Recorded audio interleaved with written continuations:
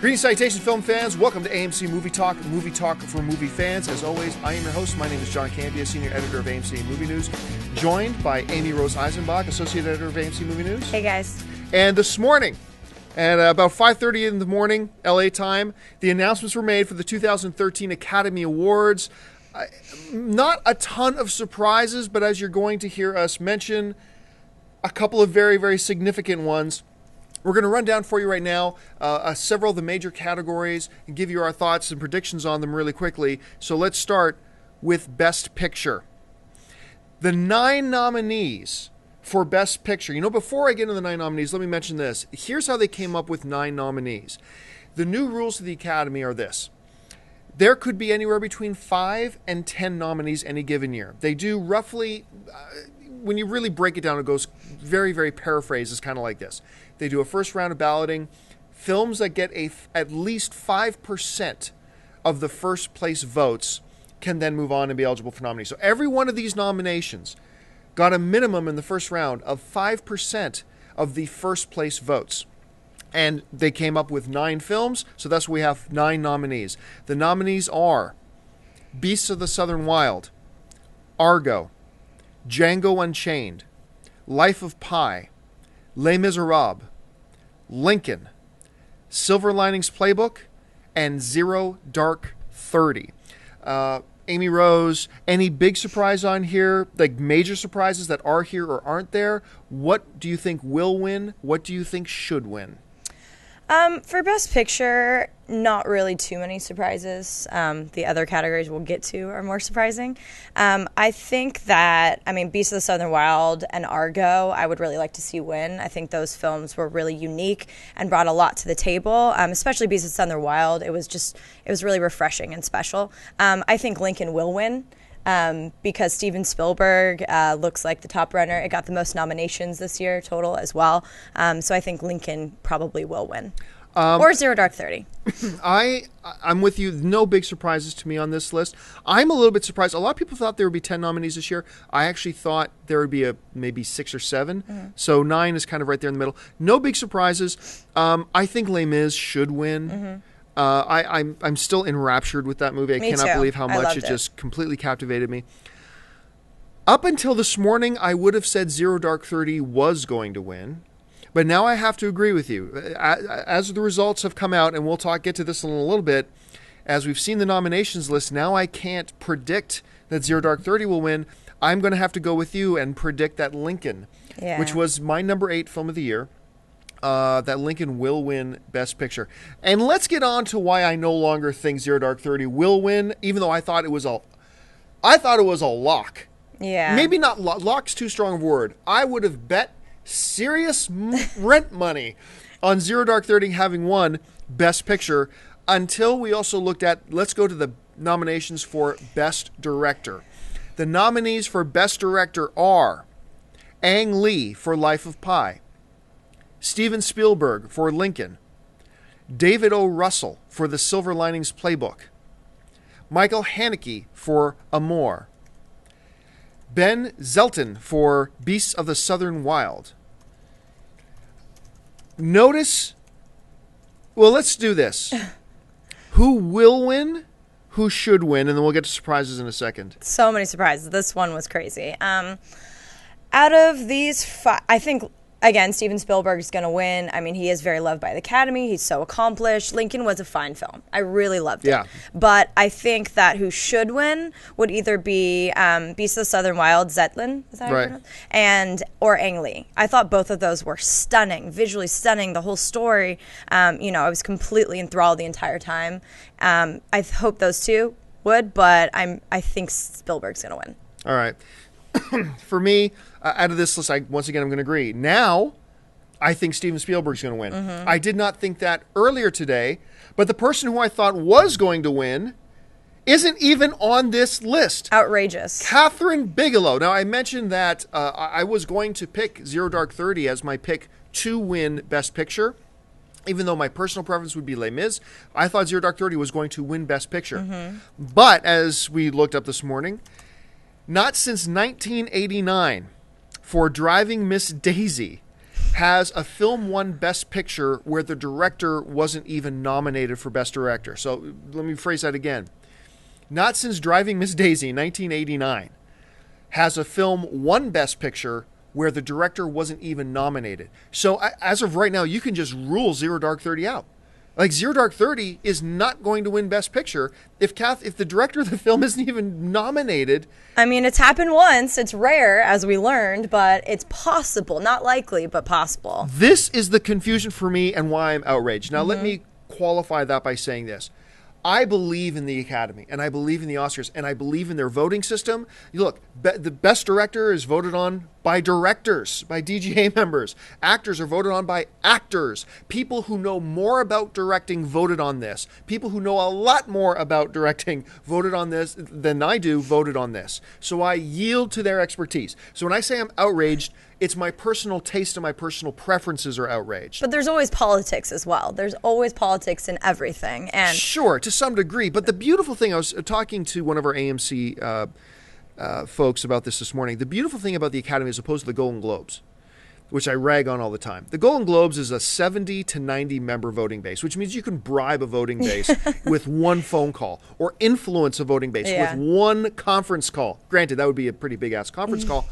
The Academy is like 7,000 members. Yeah. So you're not going to be able to influence and swing. As it insulates the Academy. Not that it's not still exposed to it, like you're saying. But more than any other award show, it's insulated from that stuff. And I won't go on too long here on the director thing because I want to get on the other topics. But 4 directors that I thought would be on this list are not here. It's just crazy. Quentin Tarantino is not nominated for Amazing. Django Unchained. Now, I can understand him not being there, but I would have had him on there. Tom Hooper for Les Miserables is not on this list. Won the award last year, I believe. Now, I can understand him not being there, but I would have had him there. He took risk. It was such a beautiful production. Like, I don't understand. But the 2 names that I do not understand not being here, one is Kathryn Bigelow for Zero Dark 30. 2 is Ben Affleck for Argo. Now, I told Ben Affleck, and you can go and watch my video with me and Ben Affleck talking. I told Ben Affleck after I saw this movie, I said to him, Ben, if you do not get nominated for Best Director this year, I'm going to slash somebody's tires. Academy. Is it happening? It's going to happen. So Academy members, check your cars Watch before out. you back out of the driveway. I'm slashing some tires. This, to me, once again, my own personal taste and preferences, this is ridiculous. This was a brilliantly directed film. Brilliant. He's an amazing director, and I feel like, all the 4 that you mentioned deserved it, but Affleck, I feel like, is the universal snub. Like, people all are just completely surprised by that.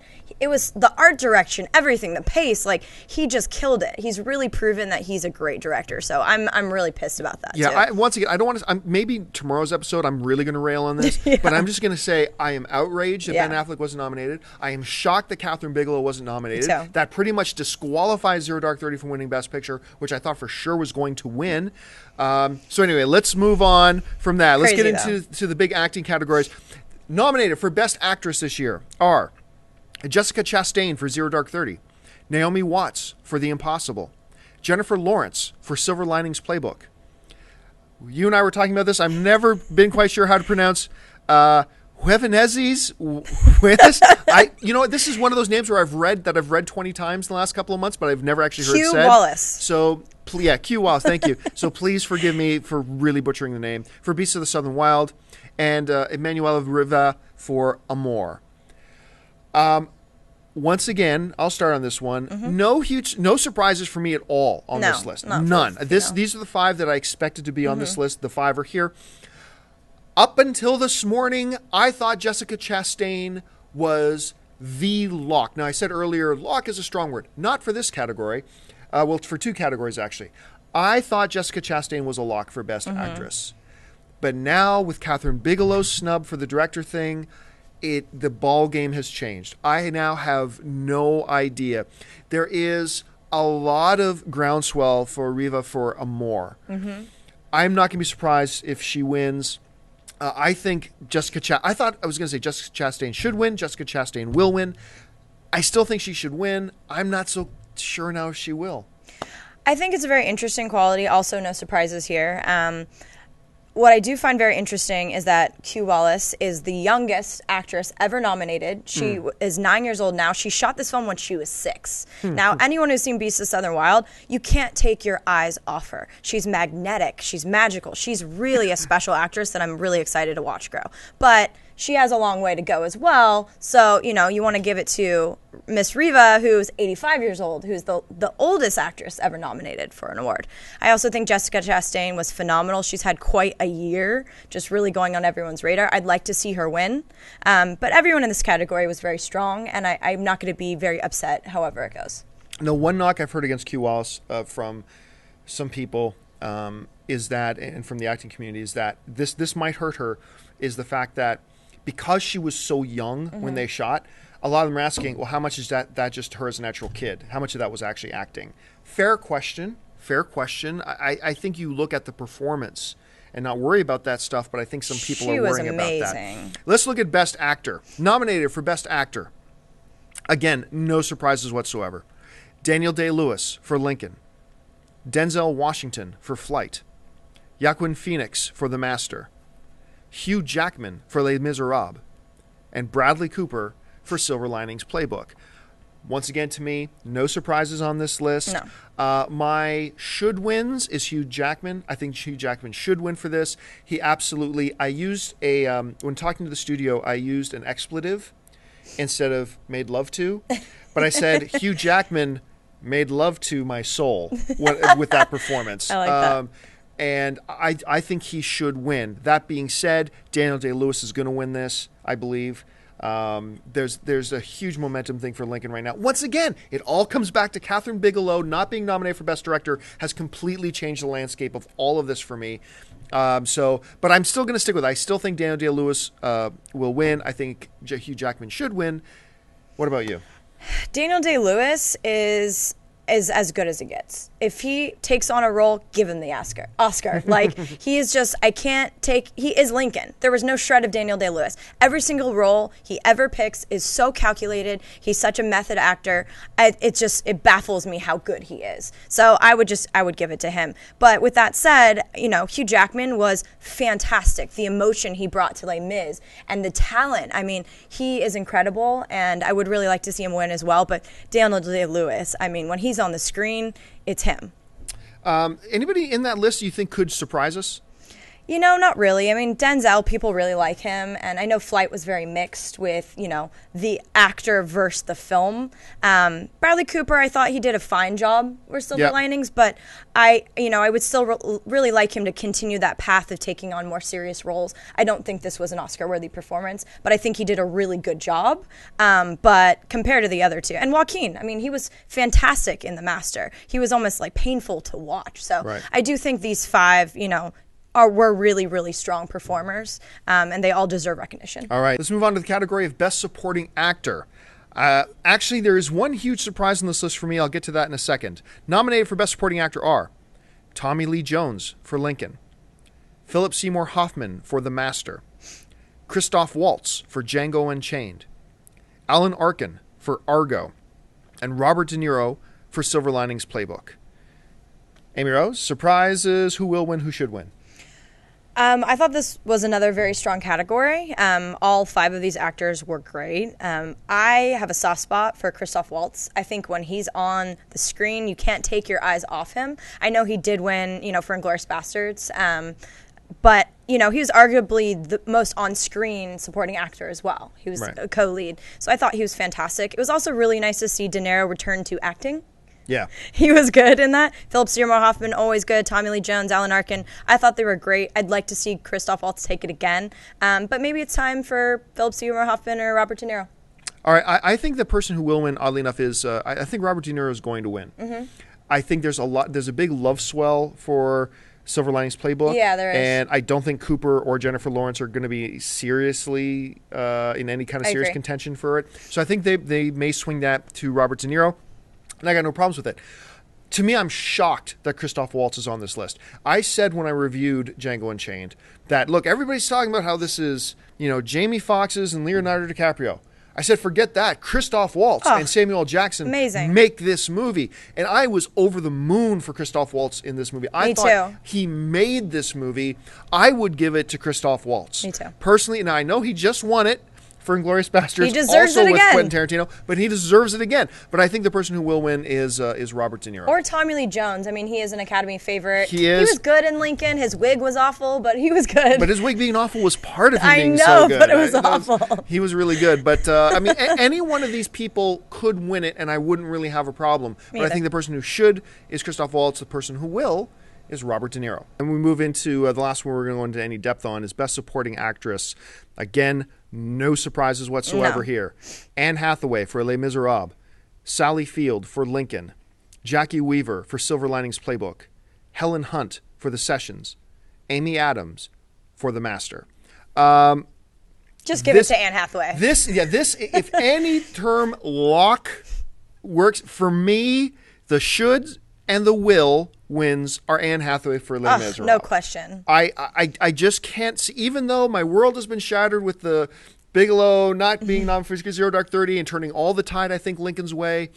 I think this is Anne Hathaway's from the moment she started singing I Dreamed a Dream. This was her award. She's going to win this. I'm going to be shocked. I will be upset if she does not win. And I mean, Sally Field was phenomenal. All these women, again, really strong year of film and performances. But Anne Hathaway, I mean, give it to her. Yeah. Let's just take for a moment, let's just look at a couple of these things. Best animated film. Frankenweenie, The Pirates Band of Misfits, Wreck-It Ralph, Paranorman, and Brave.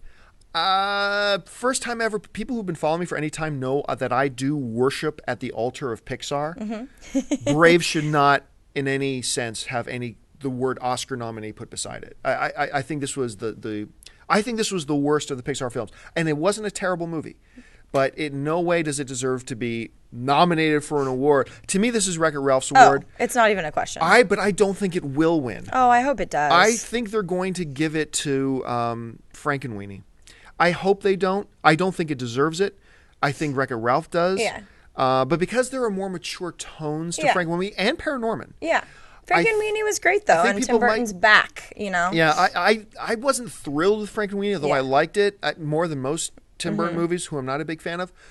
But I just think Wreck-It Ralph overall was the best everything about it. It was great. I'd like to see it I'd like to see it win. Best visual effects, Life of Pi, The Hobbit, The Avengers, Prometheus, and Snow White and the Huntsman. I think this is going to be Prometheus award to win.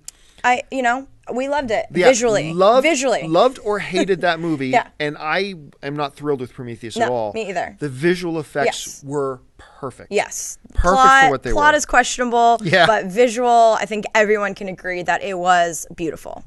And I'm going to mention this one more time.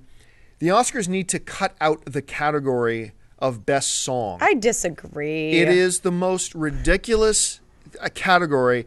Look, let me make my argument for this before we list off the nominees. Somebody said to me the other day, well, John, if you're going to take out best song, you might as well take out best score. No. In 80% of movies, the score plays for 70 to 80% of the movie. It's always present. It's always there. It is interwoven with the film and is a part of the film. Best song? 70% of the time, the songs that are nominated for Best Song are just the track that plays during the credits rolling. I'm not kidding. Literally.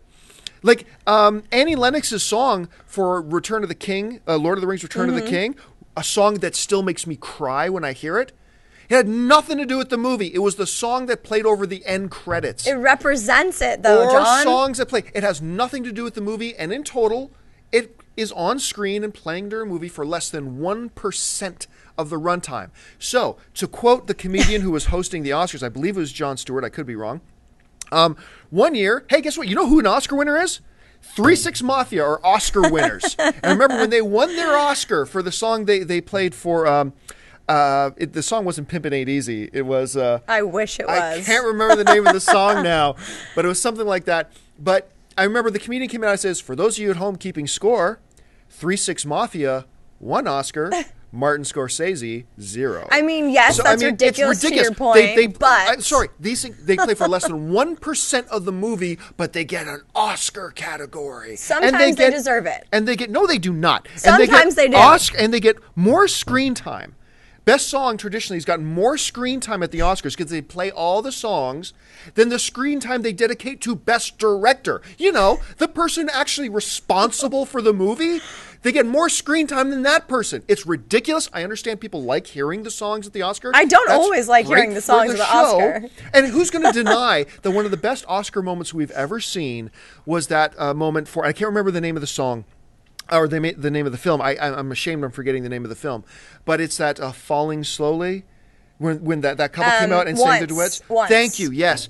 That was one of the most beautiful moments I've ever seen at the Oscars. But the music was the film, and there's always an exception to the rule. I get what you're saying. A lot of times they just throw it in there, but a lot of the times it represents, the tone and the feeling and the vibe of the film. But it doesn't actually contribute to it. And you said sometimes it does. There's exceptions to the rule? Yes. When you have to say it's an exception to the rule, sometimes then there are. that For means example, it Skyfall. Shouldn't be its own Did you like category. Skyfall? Of course I like Skyfall. Okay, so the opening credits of all Bond films is an iconic part of the film. That was a part of the film, the song, right? Can we agree there? It was played over the opening credits. Yes, but that's an iconic part of Bond films. So that's a part of the film.